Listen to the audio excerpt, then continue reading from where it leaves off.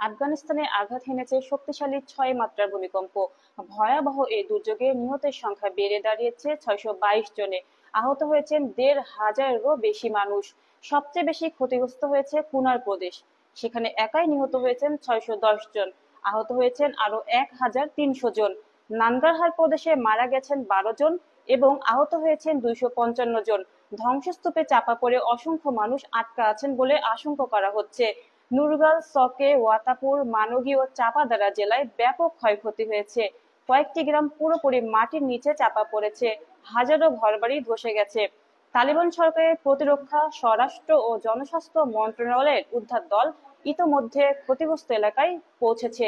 আহতদের এয়ারলিফট করে নানগারহার আঞ্চলিক হাসপাতালে নেওয়া হচ্ছে। মুখপাত্র জাবিহুল্লাহ মুজাহিদ জানিয়েছেন, স্থানীয় কর্তৃপক্ষকে সব ধরনের সম্পদ ব্যবহার করে উদ্ধার অভিযানে নামতে হবে।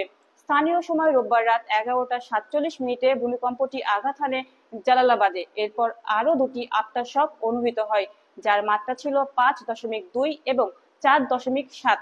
রাজধানী কাবুল সহ পাকিস্তানের খাইবার পাখতুনখোয়া প্রদেশেও কম্পন টের পাওয়া গেছে। German research centre for geosciences জানিয়েছে, ভূমিকম্পটির উৎপত্তি স্থল ছিল ভূপৃষ্ঠ থেকে ১০ কিলোমিটার গভীরে। আফগানিস্তানের এই ভয়াবহ ভূমিকম্পে হতাহতের সংখ্যা আরো বাড়তে পারে বলে আশঙ্কা করা হচ্ছে। উদ্ধার কাজে নেমেছেন স্থানীয়রা এবং আন্তর্জাতিক সহায়তার আবেদন জানানো হয়েছে।